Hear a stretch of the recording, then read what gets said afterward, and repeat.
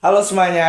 Halo guys, Oke, selamat datang di podcast Ngapskoy. ngabuburit with Dimskoy. Asik.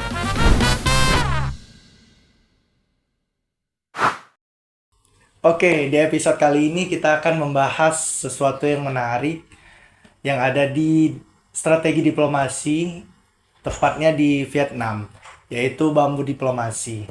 Nah, kalau dipikir-pikir, Vietnam ini menarik sebenarnya untuk dibahas karena di satu sisi mereka itu ada hubungan baik dengan Tiongkok dan di satu sisi lain juga mereka juga ada hubungan yang dekat dengan Amerika Serikat. Oke, untuk membahas itu semua, hari ini kita kedatangan narasumber yang akan membantu kita untuk membahas bambu diplomasi. Sebelumnya kita perkenalan dulu nih dari abang-abang yang pakai baju hitam ini kayaknya. Halo, perkenalkan semuanya, nama saya Muhammad Geriuda dari Hubungan Internasional Unila. Oke. Baik, perkenalkan nama saya Bias Malik Alfatandinata, saya dari Hubungan Internasional Universitas Lampung. Oke. Pada puasa semua ya? Alhamdulillah. Alhamdulillah. Puasa. Walaupun kita berpuasa kita harus tetap semangat dong. Semangat dong, kan kita ini mau bahas ini loh tentang bambu diplomasi dari negara Vietnam itu kan Benar, Pak.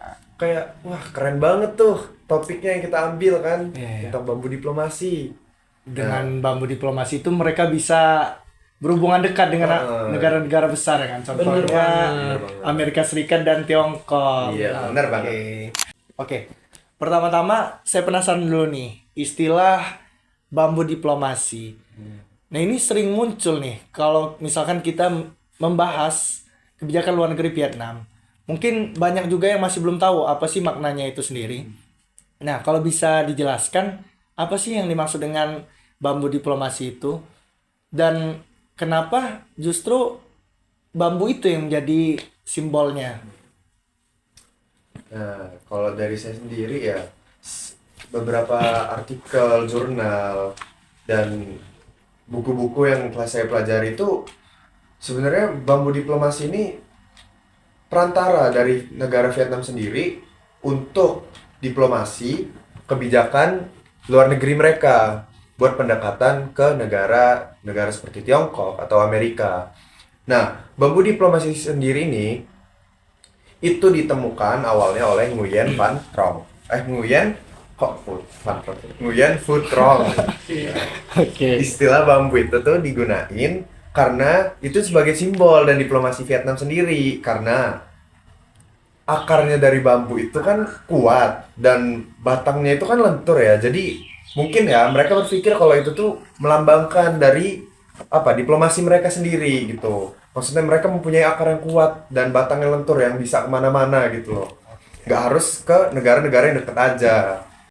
Nah, kalau misalkan kita lihat dari penjelasan tadi, konsep bambu itu mempunyai kekuatan namun Lentur, juga fleksibel. Jadi bukan hanya yang kita lihat seperti bambu Bambu gapura. gapura seperti itu ya kan. Namun juga bisa menjadi alat berdiplomasi. Contohnya yang ada di Negara bambu Vietnam. diplomasi negara Vietnam ini sendiri. Oke. Nah, saya penasaran nih dari sudut pandang strategi kebijakan luar negeri, sebenarnya apa sih yang ingin dicapai Vietnam itu dengan strategi ini? Dengan kata lain, apa tujuan utama dari Vietnam menggunakan bambu diplomasi dalam hubungan internasional? Oh gitu. Tadi kan udah saya nih yang jawab. Masa ya rekan saya diem Oh, aja iya sih? juga nih Izin abang-abang. menjawab. Siap. Langsung aja. Oke, Bung Gatra. Ngomongin soal strategi nih, bambu diplomasi. Bambu diplomasi ini memiliki beberapa tujuan penting bagi Vietnam. Apa tuh? Apa tuh? Yang pertama-tama ya, Vietnam ini untuk menjaga stabilitas politik dan keamanan sosial. Yang juga Vietnam ini berusaha menghindari konflik langsung dengan negara-negara besar. Hal ini sangat penting karena Vietnam berada di kawasan yang memiliki banyak kepentingan geopolitik, terutama di wilayah Laut Cina Selatan. Benar. Nah, itu yang pertama. Ya. Yang kedua ini Vietnam mau memperluas kerjasama ekonomi internasional dengan menjalin hubungan yang baik dengan banyak negara, dengan negara lainnya. Vietnam ingin meningkatkan perdagangan, menarik investasi asing, dan juga mendorong pertumbuhan ekonominya. Yang ketiga, yang terakhir ya, Oke. Lanjut aja. strategi ini juga bertujuan untuk menjaga keseimbangan kekuatan di Asia Pasifik. Yang juga Vietnam tidak ingin terlalu bergantung ya pada satu negara saja, Kekuatan saja. Iya. sehingga negara-negara ini berusaha membangun hubungan dengan berbagai mitra internasional, sorry. Asalnya. Oke. Oke, Nah, dengan tadi ya. Cara itu tuh biar Vietnam tuh bisa tetap mandiri dengan ya, kebijakan luar negerinya. benar banget. Oke, jadi bisa dibilang Vietnam itu berusaha untuk membuat keseimbangan ya. Jadi Keseimbangan. supaya mereka itu nggak bergantung dengan satu kekuatan saja. Iya, benar. Kerjasama internasional. Good. Oke, kita lanjut pertanyaan ketiga ya. Iya. Nah, kalau di sini kita lihat dari sisi praktiknya nih atau implementasinya dalam hubungan internasional dengan konsep yang bagus harus terlihat juga dengan implementasi yang baik juga. Nah, untuk pertanyaan ketiga ini menurut kalian bagaimana penerapan bambu diplomasi ini dalam hubungan Vietnam dengan negara-negara besar seperti China, Amerika Serikat, serta dalam organisasi regional seperti ASEAN? Siapa dulu yang mau jawab nih? Siapa nih? Mungkin dari rekan saya dulu nih. Oke. Boleh kalau Oke, kayak gitu. 1, 2, 3 gitu ya. 4. Oke. Zigzag gitu. Boleh. Oke, balik lagi. Jadi, dalam praktiknya nih, Vietnam nih ya jalanin strategi nih, menjalani hubungannya ini buat seimbang dengan negara-negara yang besar kayak Tiongkok dan Amerika gitu kan. Nah, tapi Vietnam ini cenderung lebih menjaga hubungannya ini dengan Tiongkok karena kedua negara ini nih memiliki kedekatan geografis yang sama, terus sejarah hubungannya yang lumayan panjang ya, serta kerjasama ekonomi yang cukup besar. Di sisi lain, Vietnam juga tetap memperkuat hubungan dengan Amerika Serikat sendiri karena mereka ini bekerja sama di bidang perdagangan, investasi, teknologi, dan juga keamanan. Selain menjalin hubungan bilateral, Vietnam juga aktif dalam organisasi seperti regional, contohnya itu kayak ASEAN. Melalui organisasi ini, Vietnam ini dapat kerjasama nih dengan negara-negara seputar ASEAN ini, kayak Indonesia, Malaysia, dan lain-lain. Untuk jaga stabilitas kawasan Asia Tenggara tersendiri, untuk meningkatin kerjasama ekonomi, kerjasama lingkungan, dan yang lain-lain. Mungkin itu aja sih yang dapat saya jawab kayaknya. Oke. Lanjut Oke, aja. dari situ kita bisa lihat bagaimana cukup cerdasnya dari Vietnam itu sendiri ya. Di tengah dinamika geopolitik kawasan. Cakep. Oke.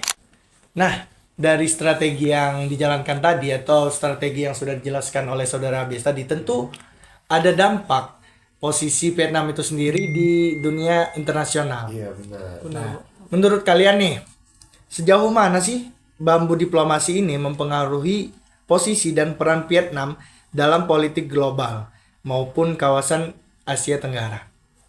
Ya. Bambu diplomasinya ini memberikan sangat banyak dampak positif ya bagi posisi negara Vietnam itu sendiri. Oke, yang pertama, Vietnam semakin dikenal sebagai negara yang memiliki diplomasi yang stabil, fleksibel, dan mampu menjaga hubungan yang baik dengan berbagai negara. Hal ini meningkatkan kepercayaan negara lain terhadap negara Vietnam.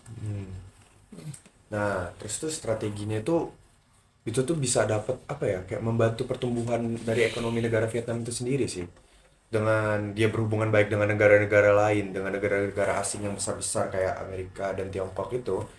Dia ini dapat peluang perdagangan, terus investasi asing, terus kerjasama dalam bidang ekonomi. Nah, itu tuh kan dapat membantu pertumbuhan ekonomi atau GDP dari Vietnam sendiri gitu. Ya, yang juga Vietnam ini semakin memiliki peran penting dalam diplomasi regional di Asia Tenggara. Melalui keterlibatan aktifnya di ASEAN, Vietnam ikut berkontribusi dalam menjaga stabilitas kawasan dan memperkuat kerjasama antar negara di wilayah tersebut. Secara keseluruhan, Bambu diplomasi membantu Vietnam menjaga kepentingan nasionalnya sekaligus memperkuat posisinya dalam hubungan internasional. Gitu. Itu jadi Itu deh. Baik, dari diskusi hari ini kita bisa lihat bahwasannya bambu diplomasi bukan hanya sekedar istilah yang unik, tetapi merupakan strategi kebijakan luar negeri Vietnam yang menekankan keseimbangan, fleksibilitas, dan pelindungan kepentingan nasional. Dengan pendekatan ini, Vietnam juga mampu menjaga hubungan dengan berbagai kekuatan besar. Contohnya tadi Tiongkok dan Amerika Serikat. Oke.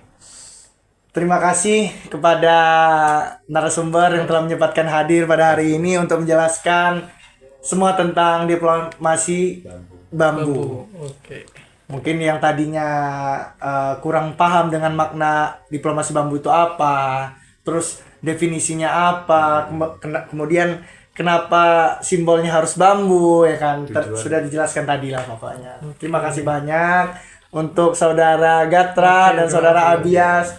Dan tentunya terima kasih banyak juga dong kepada penonton yang telah menonton podcast kita pada hari ini. Bener banget. Oke.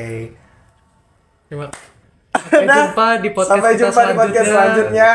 Kalau ada. Adin. Dadah semuanya. Terima kasih.